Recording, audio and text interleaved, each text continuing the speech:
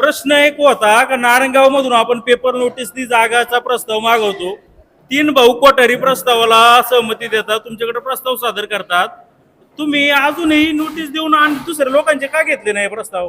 म्हणजे मला नाही प्रश्नच कळला नाही तुमचा. मी प्रश्न- जाहीर निविदा दिली ती, एक मिनिट, अजून मागितलं नाही म्हणजे मी काही लोकांच्या घरी जाऊन त्यांना सांगू का प्रस्ताव द्या? मी जाहीर निविदा दिली होती. जे जे कोणी जागा हायवेला ज्याची असेल, मग किती 50 लोक असो 100 लोक असो त्यांनी द्यावे असं मागितलं होतं मी. त्याला प्रतिसाद नाही ना भेटला, मग आपण परत प्रस्ताव असं नसतं, असं नसतं, असं नसतं. मी सालापासून चालले, दोनदा दिलंय ना, परत काय? कोण? हो ना, हॅलो, असं आहे, परत कसं एकदा दोनदा दिलं? तुम्ही चालले का? हो काळे साहेब ऐका ना, पाचतो ना, चहा सांगा ना. अहो काळे साहेब ऐका हा, ना, बोला. त्यानंतर येईल साहेब, तुम्ही का उठताय मला समजत नाही नाही, अहो एक मिनिट, तुम्ही उठता का? एक मिनिट, ते नाही परत कार दिला नाही, आता त्या उत्तर आता काय द्यायचं असा प्रश्न म्हटल्यावर काय? तुम्हाला जागा घ्यायची आहे तर तुम्ही फेर नोटीस द्या ना, जर कोणीचा प्रस्ताव येत नसेल. नाही नाही समजा कोठारींनी संचालक जर मंडळ प्रस्ताव म्हटलं बस झालं. अहो, संचालक मंडळ कोठारींनी घेतलं ठरवलं. म्हणजे कोठारीची जागा घ्यायची का?